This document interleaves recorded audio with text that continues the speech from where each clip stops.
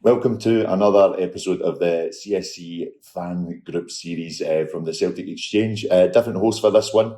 Paddy here filling in for Tino. The reason for this one is that I've been able to get a hold of this gentleman here, Stevie Wright, the president of the Manhattan CSC, based out of the famous Jack Demsey's on West 33rd Street here in New York City. A big moment for us as a podcast to be able to have this conversation. The guys do a lot of good work here at Demsey's. Stevie, I was with you on Sunday, only 2 days ago, and my God, you could hear a pin drop in this place just now. What about that on Sunday, the atmosphere on both levels? Obviously, it was disappointing. It's only James Tavernier that actually find a different word to explain. We don't say that often. Disappointed. Yeah, exactly. But as you say, it was a great atmosphere. I'm normally a bit, sometimes a bit pessimistic going into these games, certainly New Year. I didn't fancy our chances. I thought the Rangers would turn us over, which turned out to be the case. But this game in particular, I actually thought we were going to win, which was like, unlike me. Very confident. Such a great build-up, particularly here. You're over here. Yeah. St. Paddy's weekend. There was so much buzz, certainly in the city here, and people coming in. And I just felt the mentality of our team, and particularly with Brendan, who I think is a great manager. He typically learns from previous mistakes, so I really felt that we'd be able to counter what they put up against us in the last couple of games, but not to be. I think we've definitely got a challenge in terms of depth in the squad. I think that took its toll. Look at some of the big games recently: Aston Villa, Bayern Munich. In the game again at the weekend there, even if we'd one more player on the bench in midfield or something could have come on, they're all late goals. Exactly. They're all late goals we've lost as well, right? And that suggests a tiredness. So I can accept that, because I think the depth of the squad is improving. Brendan's done a good job. The bit that's difficult is the first 5 minutes of the game. And you're going into that game, and to be camped inside a penalty box for the first 3 or 4 minutes, I can't quite get my head around that. We've got to learn. The next time the game at Ibrox becomes a big game, even though if we're going to win the league, I think it's important we don't go into next season with 3 consecutive defeats against our nearest rivals. Absolutely, and I think I'm pretty sure the boys are going through this one back home in the studio, but it's definitely one for us all to kind of dissect and think, where did we get it wrong? And I think as a manager, he's got a lot of pride. Brendan Rodgers. He won't like that. He won't like the second defeat in the bounce to Rangers, and also we've seen in the cup final as well. It wasn't a comfortable performance from us there as well. But we hope that we crack on. We hope that we get the result in the next game at Ibrox. And again, I'd assume this place will be absolutely bouncing for that. Jack Demsey's, Stevie, give me a bit of information about how this came about as a pub. Right. So we've been here for, I guess, just over 20 years now, the Supporters Club. And we originally, before we came here, we originally started out in Rocky Sullivan's, a bar on Lexington Avenue. And I'm sure some of the viewers probably came here back in the day. We were there for 6 years, started out in 1998. Right. So I'll maybe kind of go back through a bit of that. So what happened was, there was originally kind of one, I guess, main supporters club in the city in Manhattan. There's a bunch of other ones in the wider New York and New Jersey area. But originally one supporters club. And then what happened was, there was 3 guys, basically. There's a few people who they wanted a change. There was a couple of things they weren't necessarily comfortable with. The pub that we were all going to, I think it was called Boomers at the time. They were it wasn't like a Celtic pub or anything, like an American sports bar. So the minute the game was over, it was like, I'll get the baseball on or whatever else, some other sport. And they weren't able to kind of hang about and sing the songs or whatever else, right? Yeah. And the second part was kind of the biggest part of it is, even within the group of Celtic supporters, there were kind of 2 different factions, so to speak. So there was people who didn't like some of the songs, the Celtic songs, or the Irish Republican songs that were being sung at the time. So there was a kind of real division then. There's a few of the guys like, well, we can't sing the songs. We want to go away and find a place that allows us to do that sort of thing. So they ended up going their separate ways. I think it was when we stopped 10 in a row. The game they stopped to 10 in a row. Obviously, we beat St Johnstone 2-0, and it was 3 guys: Tony Quinn, Des Brownlee, and Kevin Brown, who head off to this bar, Rocky Sullivan's, that day, and big Irish bar, the guy Chris Byrne who owns it, great guy. They went in there and they started a conversation. Well, maybe we should set up our own club sort of thing. And that day they kind of decided that's what they were going to do. Right. And they basically they started up. It became the New York Fenian Boys, right? And and I'll talk a bit around we'll actually go straight into the history, because sometimes you hear the word Fenian, and particularly growing up in Glasgow or the West Coast or even in Ireland, whatever, it can have negative connotations and how it's used or whatever, right? But I think it's important to address it up front that the reason why Tony, Des and Kevin called it the Fenian Boys, New York Fenian Boys, a lot of local history. Yeah. So in the area where we were formed, down that way, it was very close to where the Fenian Brotherhoods, the American branch, was originally formed in 1858. Okay, so incredibly important. So there's a real history there, an Irish connection. And the second thing, even the name Boys, it isn't necessarily Celtic Boys. There was a group of people, Irish immigrants, Native Americans, German immigrants, who had this kind of working class group. They had something in common. They didn't agree with the bourgeois idealism, and they wanted to kind of form this community of people together. So there's that kind of, like when you think about Celtic, Club Open Toro, was that kind of integration of different cultures, right? Yeah. So that's where the boys came. They called them the Bowery Boys, down the Bowery, down that area, down the East Village, Lower East Side. So that's where the name came from, right? Which is a really important part history of the club. So they started out in order to try and generate a bit of interest. But there's only 3 of them. Only 3 of them to start, right? Anyone want to come and watch a game race? And that's it. So they actually went on to like local radio stations, Irish one, Radio Free Erin, and they were on there all the time, and they had a relationship with the folk who ran the station. So they were constantly getting plugs and everything else, right, and trying to sell the club and get people along, whatever.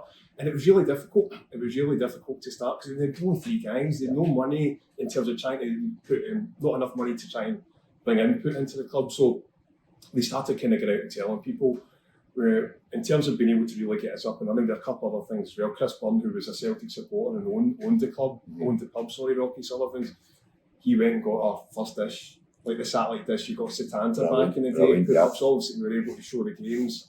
There was a local couple, right, who just stayed close by, who came in, they started giving money in terms of getting memorabilia up and stuff, just to kind of build something that people could come along to. And so it started to generate a bit of interest. Our first official game was against, I think it was Kilmarnock at home, so the following season, the Flag Day. And I don't think people remember this, I was there. It was the day that we celebrated Scotland 10 in a row. It was Flag Day. Lee Fergus got booed. He got booed. So it's a different time now, isn't it, with Fergus McCann? It really is. And you look back to it, but I think back to that as a supporters club, that was our first ever televised game at Rocky Sullivan's. And I think about now, that was 27 years ago, we've had unheralded success. Absolutely. 42 trophies, right? And you think about those 42 trophies, I think it's something like, I'll get the math wrong. Sorry, to American word there. 18 league titles, 12 Scottish Cups, 12 League Cups, whatever it is, 42 trophies. And the amount of great days we've had in here with celebrations, happy times, people coming here, tourists, members. It's been great, and I think back to that was such an important day for us as a supporters club. I will say as well, because there's an element of you're going through any change and you're starting something new. there's kind of short-term victories or short-term wins that help you take it to the next level. And we generated this interest and through the radio stations and tourists and whatever else, that our first real big game where we had a big crowd was the 5-1 game at Joe Vengolis at Celtic Park. Lubo, exactly. Great game. Lubo, great game. And apparently that was the first game. Like you experienced what it was like in here. Right? So you've been here before, right? Apparently it was just absolutely mental that day. And that was the first time we'd, it was kind of people like, oh my God, we're here. Sort of thing, this is it. So it's great. Anyway, that was that. 6 years went by, Rocky Sullivan's, and we end up kissing or whatever else happened. And as I understand, the challenges here with rent and everything else, the prices are always going up. We had to Chris moved out. We had to find a new home, and just through the Irish community here in New York, there's a guy who was involved, and he's along the road. Just now as well, Ender's still around. He basically gave us a home here, got a satellite dish put up, and on we go. And 21 years later, here we are. And Dempsey's. Amazing. I think, just like you mentioned there, like I've seen this place, especially at this level that we're on just now. For the listeners, we're up on the third floor, which is the home of the Manhattan CSC. I've seen it at its busiest after Sunday. I couldn't believe how busy the place was. But what I love about it is that no matter when the game is, I remember coming to watch a game Wednesday night. We were playing at Livingston away, and just the full bar was full, just all along. Everyone's sitting up and enjoying a good few beers, and it's something for people just to connect to. It's all good just saying that you want to come over and watch Celtic in the Big Apple, but there's this city holds a big place in a lot of people's hearts, and I think that when you get that connection, that little bit of home in such a big place, and just to see the impact that has on people, especially those that hang about, stay, celebrate the wins, celebrate the defeats as well. Everyone wants to come and have a good time. It's that element of Glasgow, Scotland, Ireland, all in this little place. So I think you guys really do that well. Spoke about it on the weekly podcast last week about my last Glasgow Derby experience here was back in 2023, and came in and the offer was black coffee alongside a pint of Guinness, and I ended up being told you may as well just stock up, it's going to get pretty busy in here, and the right idea. I've managed to get another coffee on Sunday, so it's a definite good straightener for the day ahead. But yeah, you can definitely see the impact that this place has on that Irish community, but that Scottish community come over and really enjoy the services here as well. It's an absolute joy. You've been part of the Manhattan CSC for 10 years now? 5 years now, is that correct? No, I mean, I've been, I guess I actually, when I first started coming here to work 25 years ago, and it's kind of related to what you're saying, I'd come to New York City for the first time. I'd never been here before, and I'd always wanted to come here. You watch the movies as a kid and everything else, and it feels like you're walking about in a movie, sometimes. And I remember coming here for the first time and seeing all the sights, but then going to a Celtic Supporters Club for the first time I'd ever been to outside of Scotland. And it was just, it was that realisation, you start to see how big Celtic is and what it means to people outside of Scotland and Ireland. And it was a big, for me personally, it was a big moment. I just couldn't believe it. I was just like in utter awe of what was going on, and just that connection. It felt absolutely amazing. So that was my kind of first experience of the Supporters Club here. But maybe it's worth kind of giving a bit more context about myself as a Celtic supporter. It's not just I came here and involved in the club now. So if I go back, I think about my grandfather. Right, we're all born into the Celtic family. We're kind of born into it, And I think about my grandfather, who's no longer around anymore, but such a great Celtic man who taught me the values the purpose and the values of the club. And when you're younger, you don't understand it. As you grow up, you kind of appreciate it a bit more. But he's very intentional about it. My grandfather was born in the Carlton, 1922, in Abercrombie Street, where St Mary's Church is, where we were founded. He was actually a Protestant as well. Right, okay. Right? His dad was a Protestant who married a Catholic woman, and at the time, obviously, they'd call it mixed marriages back then, right? It was a controversial thing, and all his family, his dad's family, fell out with him because of what happened. But they were Celtic daft. My grandfather was Celtic daft. He followed them everywhere. He skived school. He'd go and watch them train in the 1920s and 30s. That's another thing as well. As a Protestant, growing up, he had to go to school. He had to go to like a Protestant school. So he went to school in Bridgeton in the 1920s and 1930s. And at that time, you kind of read through the history. That was, in terms of sectarian violence and whatever else, that was the worst times in Glasgow. So he had to grow up with that. Can you imagine him going in after the game, right? And he's going in there, he's like, folk, Rangers supporters, whatever. It must have been really difficult for him, but he was, Celtic was everything. Right. The family and Celtic were absolutely everything to him, and that rubbed off on us. Again, just in terms of the way he went about his business, so he was always interested in other people, and I think that's an important part of humility, respect. The Celtic supporters, it's a part of their makeup. He always showed an interest in other people. Didn't matter if you're a Celtic fan, even Rangers fans, whatever. He always showed an interest in other people, and I looked at that, and that was something, you kind of like, he's a kind of role model sort of thing. So just that respect and empathy, and it's not all about you at the end of the day. So that was a really, really important part. Then he'd share stories, like he would tell you stories like he would watch Jimmy McGrory hand out coins to supporters. Wow. So he's standing there outside the chain or outside the ground, and Jimmy McGrory's giving coins to supporters. You think about the purpose of Celtic. Exactly. And why we were founded. And you've got a player. I mean, could you imagine that now? Right? No. You know what it is, like, I don't know, sending Venmo or whatever, like some of that. Exactly. Right? But it's like, just things like that. You don't understand it when he's telling you the story, but then you reflect on the purpose and values of the club. Yeah. Jimmy McGrory was embodying the values of the club while we were there to help those in need. And the players did that at the time as well, and then the supporters did it. So it's so important as a supporters club, and that's how it transcends through the generations into as well. So I want to touch on that as well. That's a really important part of my upbringing. The second part as well was, I guess, my mum and dad owned a bar in Glasgow called Nico's. They opened up in the 70s and 80s, and people watching this, they may remember. It's still there to this day. It's slightly different as I understand now, but it wasn't a Celtic pub per se, because my dad was a Celtic supporter.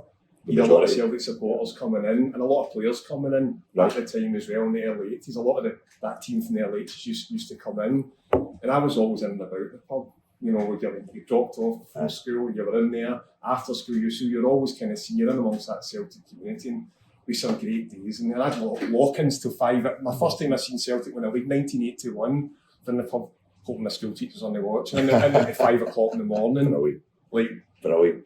Walk in, watching, back home, bath up, and you're away to school. Sort of. So you just that being brought up in a bar. Aye. You're in a bar. Celtic's part of it. I actually been in a bar. So supporters. I just love being in that environment as well. Who was your hero, or who did you meet from that 80s team that you can remember sitting and maybe chatting away to when you were that age? I mean, so there was 3. My heroes at the time. Charlie Nicholas. And Charlie used to come in. He was Champagne Charlie. Charlie was in the pub quite a lot, shall we say? Right. Packy Bonner was another. I remember seeing Packy. Lunfung restaurant just a block down. It must be 1980, and I was small, and oh my god, he walked past me, and I was in total awe. And then my biggest hero of all time, Danny McGrane. Brilliant. Danny didn't come into the pub. Then, but just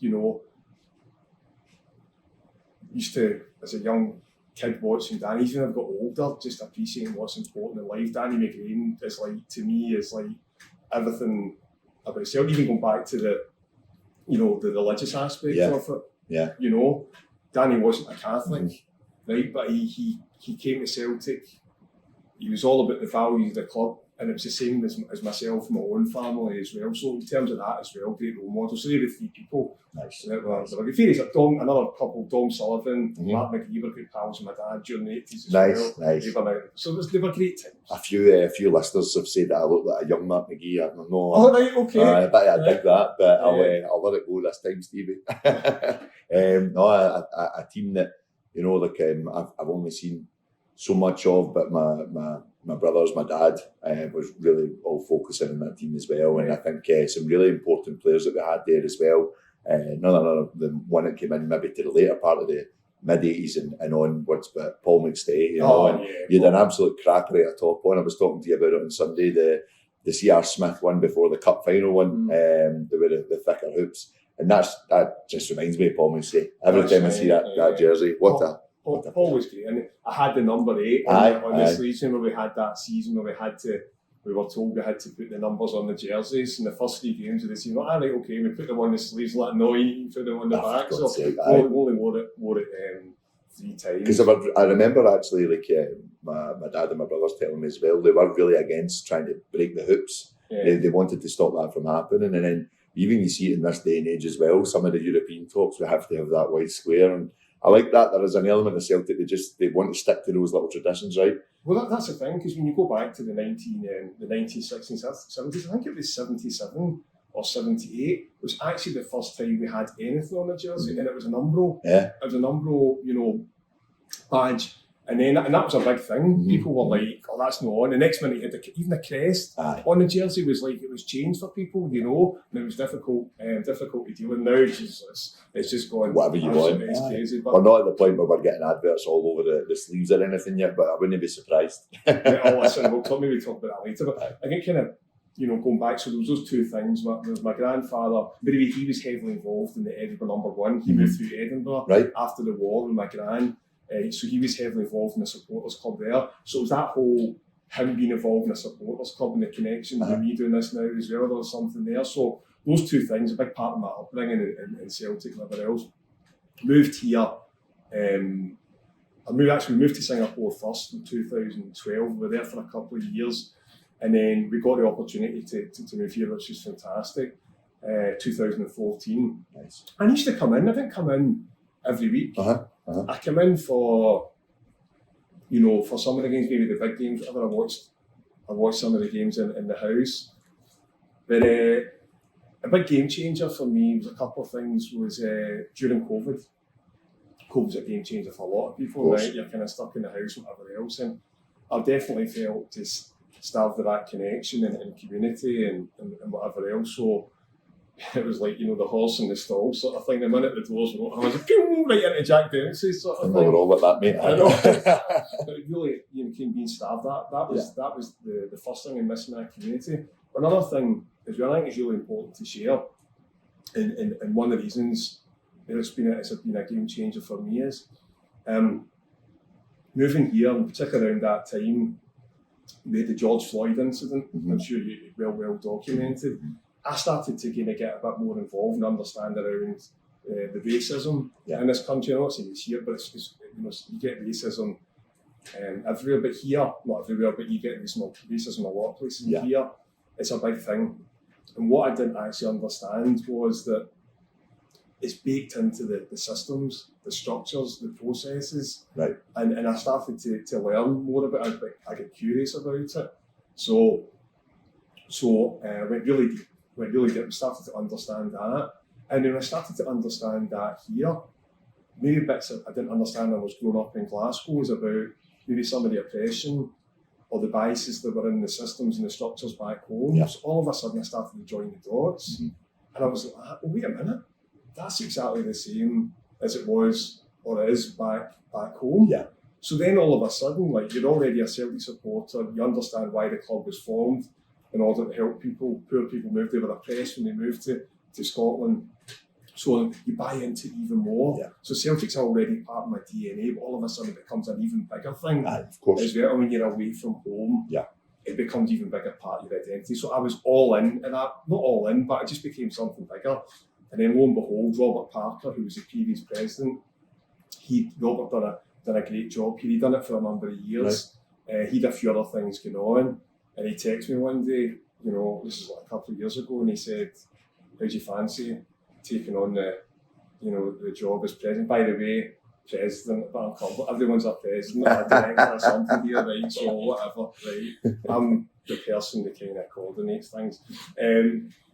But he texted me, asked me about something I'd be interested in, and a couple of weeks we talked it through, and to say I was so invested. And I think, just in terms of your life, you do the things that are important to you. Yeah. Celtic's always been important, but become more important to me, and recent years. And we say that as well. It's not just me. Celtic's a huge part of our identity. Yeah, it's for all of us, and I think when you move away from home, it becomes an even bigger part. You identify with something that becomes even bigger.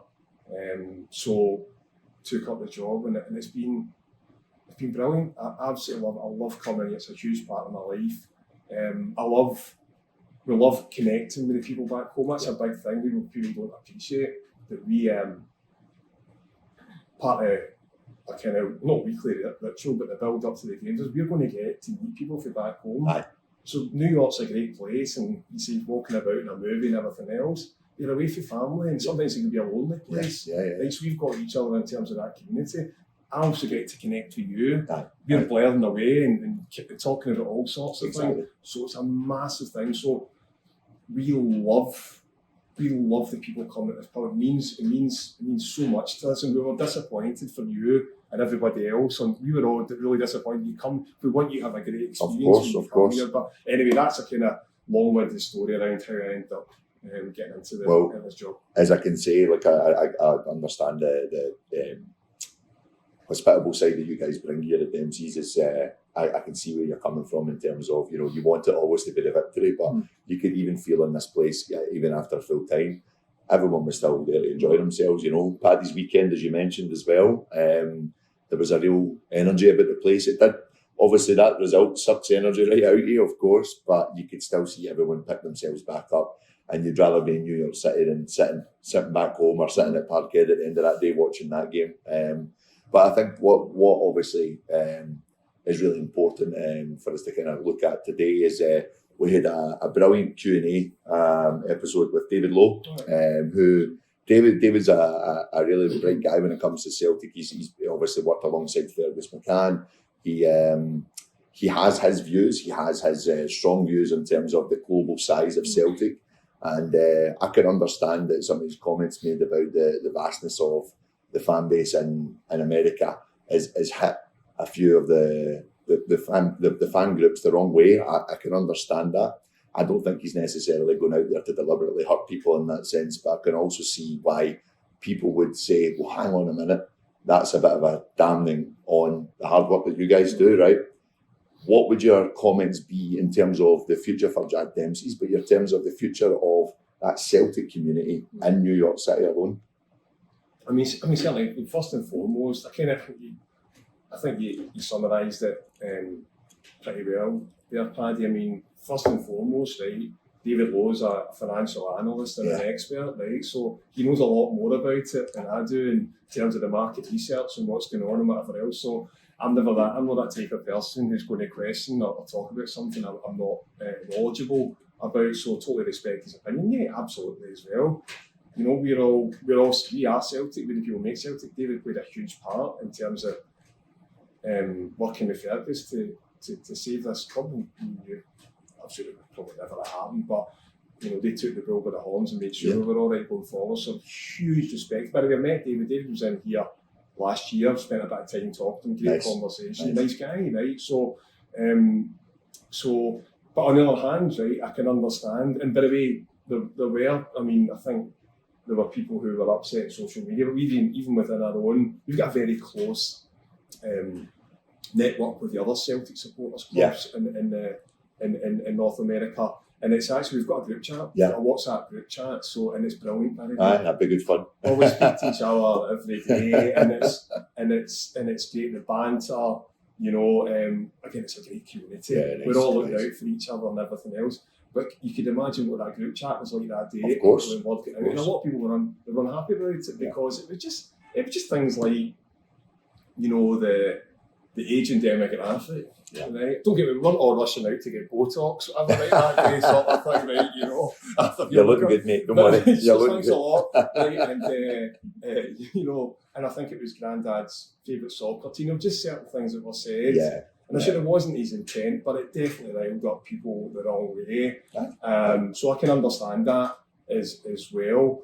But just in terms of his comments, I think that, and he talked about the Irish diaspora, right, in terms of tapping into that and educating. I think it goes beyond that myself, and maybe it just goes through talking from my own experience. If I talk about the racism piece that I've learned or got deep in recent years, I've intentionally made friends or built relationships with black people, for instance, right? Because I just feel it's part of the journey. You understand, you need to do that. You need to learn, understand what their perspective is. And through some of those relationships and getting to them, I tell them about Celtic. Yeah. And I share them about the purpose and the values of our football club. And they love it. And they see it. And they read about it and they come and they'll send me messages, or I saw this on the internet. And I've had a couple of them in here. They come in to watch games and no connection with Celtic at all. But I've young colleague of mine, a black Muslim woman, I've had her in here a couple of times. She loves it. Don't get me wrong, she's not quite got a season ticket for Celtic Park. It's on the waiting list. And we're talking, right? She's been there a while. But she feels she's had to suffer oppression. Anyway, she understands the purpose and the values of the club. And I do believe that we all play a part in that as well.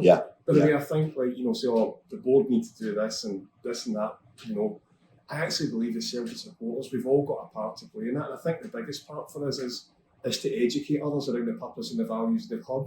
Because I think if we can do that, more of that, wherever it is we go, then that's going to give us a great future going forward. It's ultimately the sustainability of the club, but also when you look at the amount of supporters clubs that are flying the flag across the globe, not just in North America. And I think you make a great point in terms of what are we doing about it? What are the next steps to continue this great tradition going forward?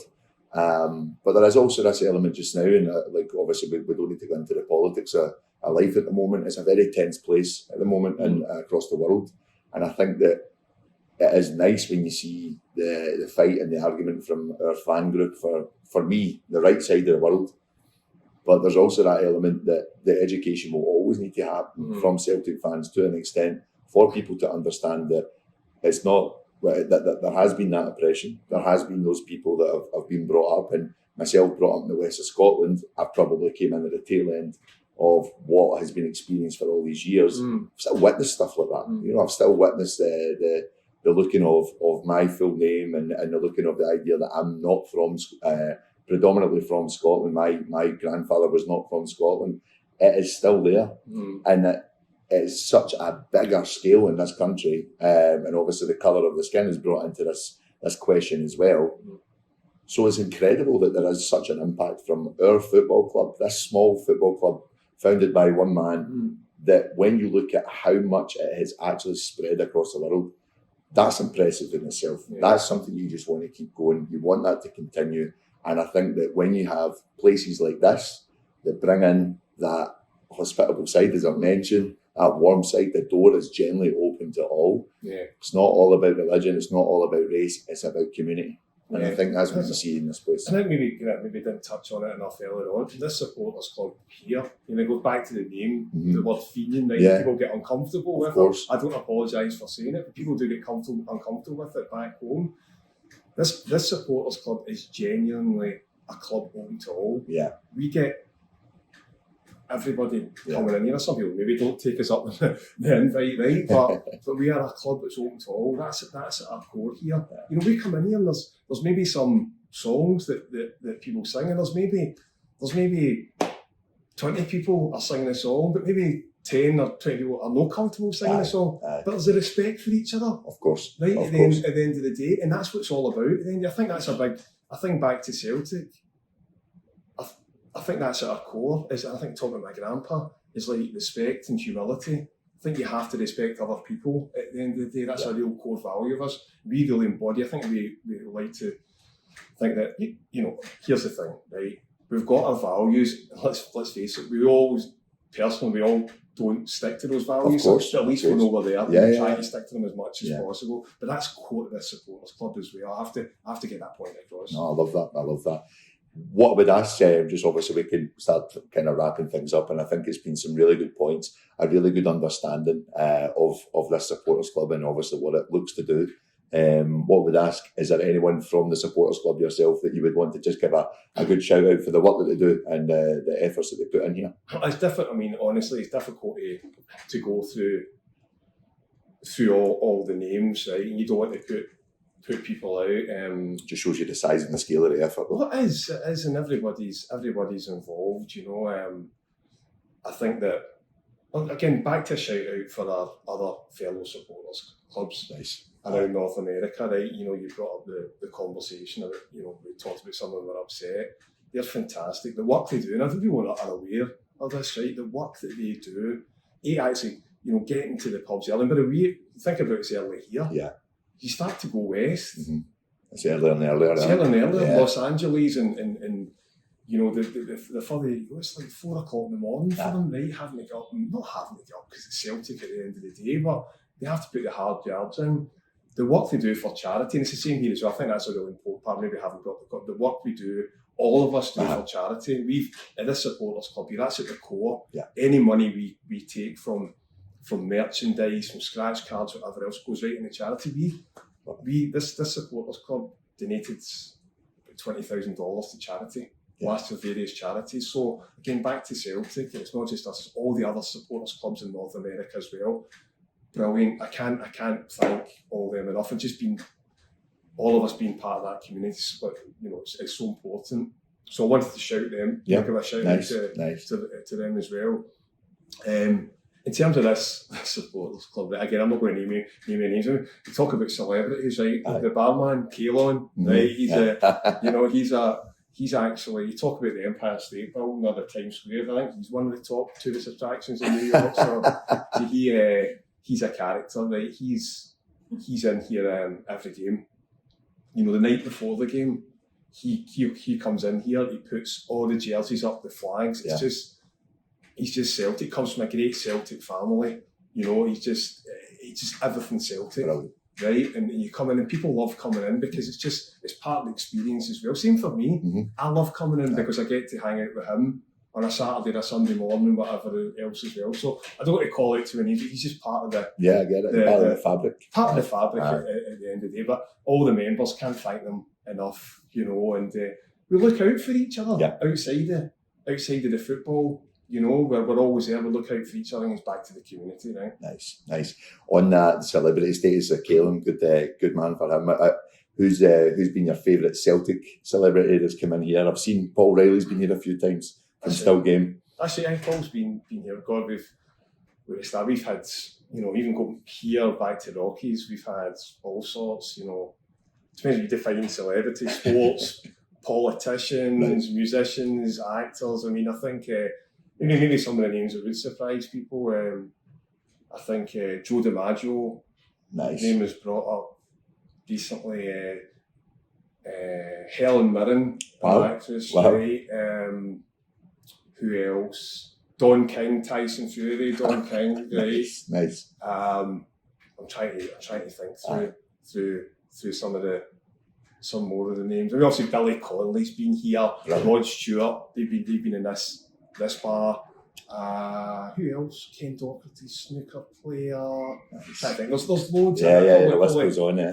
Probably forgot quite a few as well, but there's been loads that have come in. As you say, New York, right? You're going to get those people. I guess, having said that, now I'm probably going to see like celebrity Celtic fans on it. Helen Mirren like superimposed Bumblebee on it or something. Maybe it was a picture for that day. You never know. You never know, Stevie. And just what's coming up for the Manhattan CSC? I mean, just we've got so a couple of things coming. I actually get Martin News coming here in a couple of weeks' time, and it's kind of intimate thing we're going to do with him. Q&A session, whatever, right? So Martin's going to come to the pub. I'm looking forward to that in a few weeks' time. Obviously, it's the business end of the season. It's always a big time, you know. It's Dick Havlick, I used to love him saying it when the prizes are handed out, right? We call them trophies, right? The prizes. Hopefully it looks like it's us that's going to be getting the prizes. So it's like school prize giving there. So award ceremony day. Award ceremony, exactly. So hopefully we've got we'll see how it goes. We've got a couple looking forward to that. We're looking at a few other things again. In terms of doing some other charity events, we did something last year which was great as well, Paddy. We had a Celtic Memories night in here. And it was brilliant. It wasn't that many of us. But we come in here during the close season, so it was 2 or 3 months where we were not seeing each other, and we didn't. Maybe there was a lot of us who maybe didn't know how we got into Celtic, because you're only here during the match day, and you had a few drinks and you're talking about whatever the game. It was a great experience, but here's the thing. You had people who had been following Celtic for many years. You had a young team, my son was here, and Caelan was a bit younger than me, and various others. And it was great. You asked the same question to everybody about who their favourite player was, their first experience of Celtic, their favourite goal, their favourite win against Rangers or whatever. And you start to learn more about the folks with their background and everything else. It even brings us tighter in terms of our community. So that's something, I think that was brilliant. We'd maybe love to do that again during the summer, which would be good. Brilliant. On that question, your favourite game in Jack Demsey's? So, geez, that's a it's only 42 trophies. I know. That's like, just pick one out of the hat. No, that's a difficult one, but I'll kind of maybe answer on behalf of the club, because it's something we have spoken about. So it's not just maybe my view, it's everybody.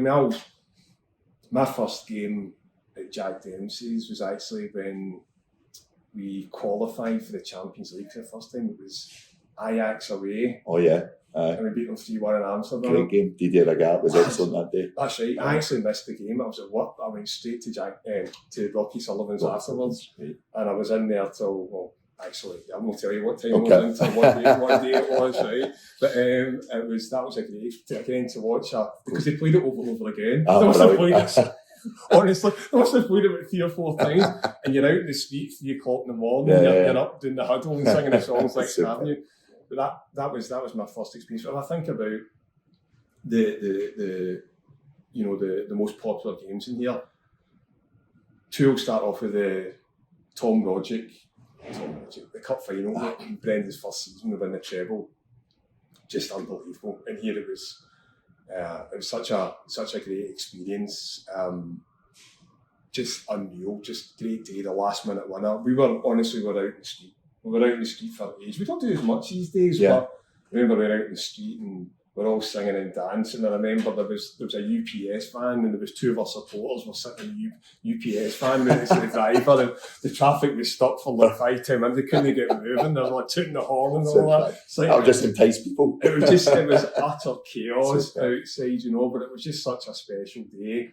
The League Cup final, where we didn't play that well that day. Yeah. Christopher Julian scores the winner. That was incredible here that day. And I think part of winning a game where you just were backs to the wall, and then that final whistle going, the place, and it was one of those days where the floors were open. It wasn't just this floor, 2 floors, whatever, 3 floors were open. The place was just absolutely heaving, and it was a great, a special day for us up against the odds. Then the last one's actually, having spoken to people, it's almost like 3 games grouped into one. So we go back to Ange Postecoglou's first season, and we all talk about it. So the Ross County game, we had to win to stay within 6 points of Rangers and Tony Ralston. I wasn't here that day, but a lot of other people were. I was actually in the house, and that's another thing, so a good thing to share as well, is that we get the delayed transmission. So we're a minute behind.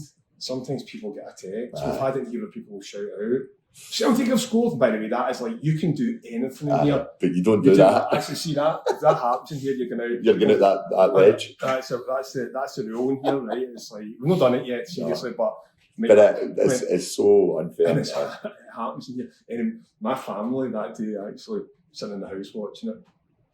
And I didn't know at the time, but they knew Celtic had scored. And I was sitting in the living room and they came out to watch because they knew what was going to happen. Brilliant. And I didn't let them down. And it was the same in here, by all accounts as well. The place was going mental. So that was that game, huge. Nice. Then the next big game it was 2 games. So people come in here at the end. Rangers were playing Ross County. Mm-hmm. And they drew 3 each. I think they lost 2 late goals or something. It was a draw. And then we played Dundee United later on that day. What a game, what a day. 10 minutes to go, but near beat on. Get sent off, which is unlike him. No. And then Lee Labada scored really late on. The celebrations so were magic. It was people coming in at the end of the Rangers game, celebrating all of a sudden. We're getting closer. We're getting closer, and we've got the option. We might not do it. And then we win, we get 3 points back. The place was mental that day. It was crazy. And then that builds up to the crescendo. And actually, for me, that's probably the one that sticks out. So coming in here, it was a Tuesday, a midweek, a Wednesday, I can't remember. It's a midweek game, we beat them 3-0. And for me, and for a lot of other people here, it was a midweek game. We hadn't played midweek against Rangers for years. And I remember that actually, I remember before the game, we're singing Walk On, and I actually felt like I was at the game. Brilliant. I felt I was at the game, and I feel us as well. And it was like we were so pumped up in this pub for that game. And of course, obviously there's no transcending from here at the ground, but it certainly felt like from the stands going onto the park. And it was like bang, bang, bang, 1, 2, 3. And we absolutely, and at that point, we were ahead of them and we knew that was a big. It was like 3 games rolled into one, and a lot of supporters and members of this club talk about those 3 games. It's like I remember a trilogy. Absolutely. Right? So they were some of my greatest memories in here. And by the way, I've no doubt we've got plenty more to come. Absolutely, Stevie, and I think just from me to what you guys do here, just please keep up. Absolutely brilliant place to come to, and always look forward to it. Always have a look out for the match day calendar when we're booking our flights to come over. This one actually fell in the right time, which was perfect. I didn't even really think. I was just obviously thinking about St Paddy's Day, and then realised, hang on a minute, we've got a Glasgow derby that weekend as well. Albeit the result wasn't the best, but it's still what a brilliant atmosphere to sit in. Stevie, as we wrap things up, have you got any final thoughts, anything you would like to say to our viewers? Yeah, I mean, hopefully they enjoy the discussion, maybe find out a bit more about the club. We just want people to come in and enjoy the experience when they come. Obviously, the first thing they do, it's not looking about how to get to the Empire State Building. It's like, where's the Celtic Supporters Club, right? The Fenian boys. And so we'd love just more people to come and be part of the experience, be part of the community. And, it doesn't matter who's here, I'm the president, whatever, right? This club, because of our roots, our purpose and values like Celtic, right? They're so deeply rooted into the ground that it doesn't matter who's here, people will come and go. This Celtic and this supporters club as well, like all the other ones, have got a great future. Yeah, brilliant, mate. We'll keep doing what you're doing. It's an absolute joy. Thank you. No worries at all, Stephen. Guys, thanks very much for viewing this one. We'll hope to follow up some more CSC series soon. A big thank you to Stevie Wright here, President of the Manhattan CSC here at Jack Demsey's. It's been an absolute pleasure. Thanks. Thank you. Cheers, Paddy.